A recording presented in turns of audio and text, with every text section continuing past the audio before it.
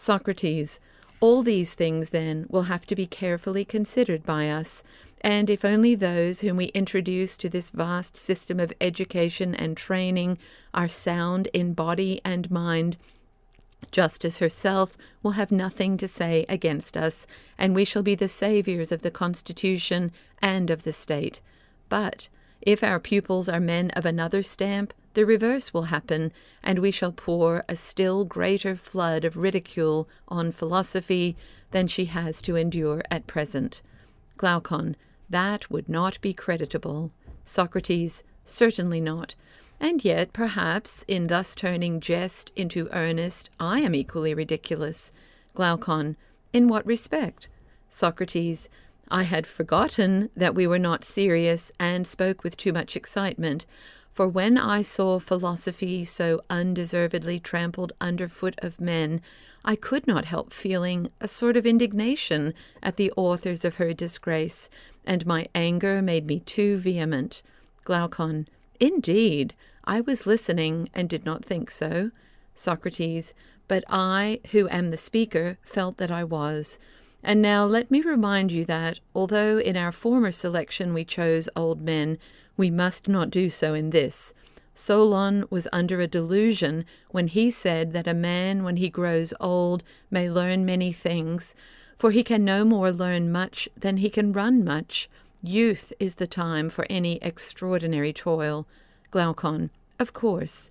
Socrates, and therefore calculation and geometry and all the other elements of instruction, which are a preparation for dialectic, should be presented to the mind in childhood, not, however, under any notion of forcing our system of education. Glaucon, why not? Socrates, because a free man ought not to be a slave in the acquisition of knowledge of any kind. Bodily exercise, when compulsory, does no harm to the body, but knowledge which is acquired under compulsion obtains no hold on the mind. Glaucon, very true. Socrates, then, my good friend, do not use compulsion, but let early education be a sort of amusement. You will then be better able to find out the natural bent. Glaucon, that is a very rational notion. Socrates, do you remember that the children, too, were to be taken to see the battle on horseback, and that, if there were no danger, they were to be brought close up and, like young hounds, have a taste of blood given them? Glaucon, yes, I remember. Socrates, the same practice may be followed in all these things, labors, lessons, dangers, and he who is most at home in all of them ought to be enrolled in a select number. Glaucon, at what age? Socrates, at the age when the necessary gymnastics are over. The period, whether of 2 or 3 years, which passes in this sort of training, is useless for any other purpose, for sleep and exercise are unpropitious to learning, and the trial of who is first in gymnastic exercises is one of the most important tests to which our youth are subjected. Glaucon, certainly. Socrates, after that time, those who are selected from the class of 20 years old will be promoted to higher honor, and the sciences which they learned without any order in their early education will now be brought together, and they will be able to see the natural relationship of them to one another and to true being. Glaucon, yes, that is the only kind of knowledge which takes lasting root. Socrates, yes, and the capacity for such knowledge is the great criterion of dialectical talent. The comprehensive mind is always the dialectical. Glaucon, I agree with you. Socrates, these are the points which you must consider, and those who have most of this comprehension, and who are more steadfast in their learning, and in their military and other appointed duties, when they have arrived at the age of 30, have to be chosen by you out of the select class and elevated to higher honor, and you will have to prove them by the help of dialectic in order to learn which of them is able to give up the use of sight and the other senses, and in company with truth to attain absolute being. And here, my friend, great caution is required. Glaucon, why great caution? Socrates, Do you not remark how great is the evil which dialectic has introduced? Glaucon. What evil? Socrates. The students of the art are filled with lawlessness. Glaucon. Quite true. Socrates. Do you think that there is anything so very unnatural or inexcusable in their case, or will you make allowance for them? Glaucon. In what way make allowance? Socrates. I want you, by way of parallel, to imagine a supposititious son who is brought up in great wealth. He is one of a great and numerous family, and has many flatterers. When he grows up to manhood, he learns that his alleged are not his real parents, but who the real are he is unable to discover. Can you guess how he will be likely to behave towards his flatterers and his supposed parents, first of all during the period when he is ignorant of the false relation, and then again when he knows? Or shall I guess for you? Glaucon. If you please. Socrates. Then I should say that while he is ignorant of the truth, he will be likely to honor his father and his mother and his supposed relations more than the flatterers. He will be less inclined to neglect them when in need, or to do or say anything against them, and he will be less willing to disobey them in any important matter. Glaucon. He will. Socrates. But when he has made the discovery, I should imagine that he would diminish his honor and regard for them, and would become more devoted to the flatterers. Their influence over him would greatly increase. He would now live after their ways and openly associate with them, and, unless he were of an unusually good disposition, he would trouble himself no more about his supposed parents or other relations. Glaucon. Well, all that is very probable, but how is the image applicable to the disciples of philosophy? Socrates. In this way. You know that there are certain principles about justice and honor which were taught us in childhood, and under their parental authority we have been brought up, obeying and honoring them. Glaucon. That is true. Socrates. There are also opposite maxims and habits of pleasure which flatter and attract the soul, but do not influence those of us who have any sense of right, and they continue to obey and honor the maxims of their fathers. Glaucon. True. Socrates. Now, when a man is in this state, and the questioning spirit asks what is fair or honorable, and he answers as the legislator has taught him, and then arguments many and diverse refute his words, until he is driven into believing that nothing is honorable any more than dishonorable, or just and good any more than the reverse, and so, of all the notions which he most valued, do you think that he will still honor and obey them as before? Glaucon. Impossible. Socrates. And when he ceases to think them honorable and natural as heretofore, and he fails to discover the true, can he be expected to pursue any life other than that which flatters his desires? Glaucon. He cannot. Socrates. And from being a keeper of the law, he is converted into a breaker of it? Glaucon. Unquestionably. Socrates. Now all this is very natural in students of philosophy, such as I have described, and also, as I was just now saying, most excusable. Glaucon. Yes, and I may add, pitiable. Socrates.